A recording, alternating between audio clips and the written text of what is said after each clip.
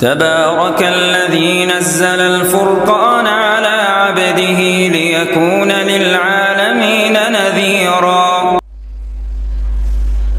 محمد قمر ہیں ستارے صحابہ، محمد قمر ہیں ستارے صحابہ، ہمیں جان و دل سے ہیں پیارے صحابہ، خدا کو ہے محبوب ان کی ادائیں، خدا کو ہے محبوب سارے صحابہ۔ کبھی لشکر کفر و باطل کے آگے، کبھی لشکر کفر و باطل کے آگے، نہ سہمے نہ بھاگے نہ ہارے صحابہ۔ ارباب علم و دانش، اصحاب ذی شعور، معزز اساتذہ کرام و منصفین عظام اور عالی وقار سامعین،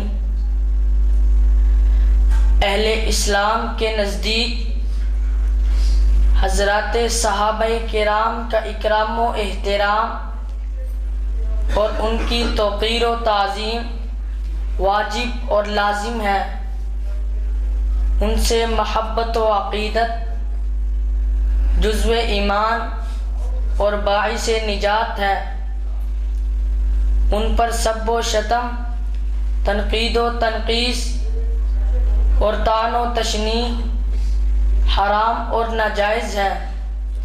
سوال یہ ہے کہ حضرات صحابہ کرام کا اکرام و احترام اور ان کی توقیر و تعظیم واجب و لازم کیوں ہے؟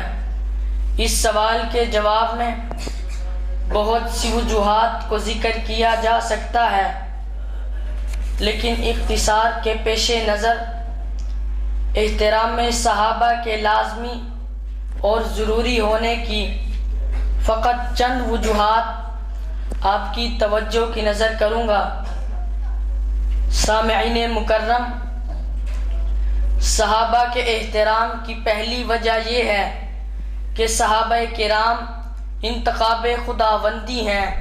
جیسے منصب نبوت پر جتنے افراد فائز ہوئے وہ سب کے سب رب کا انتخاب ہیں، بالکل اسی طرح منصب صحابیت پر جتنے مقدس نفوس آئے وہ بھی رب کا انتخاب اور چناؤ ہیں۔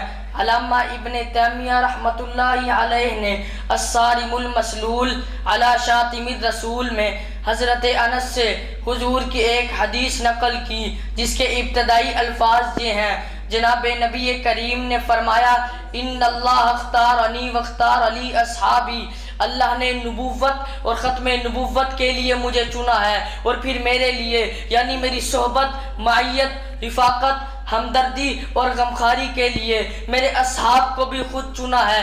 جیسے نبوت رب کا چناؤ ہے، انبیاء رب کے چنے ہوئے ہیں، ویسے ہی صحابیت بھی رب کا چناؤ ہے اور صحابہ کرام بھی رب کے چنے ہوئے ہیں۔ ان پر عدم اعتماد، ان کے اکرام اور توقیر پر حملہ انتخاب خداوندی پر حملہ ہے، اور انتخاب خداوندی پر حملہ باعث عذاب اور ہلاکت ہے، باعث ثواب اور نجات نہیں۔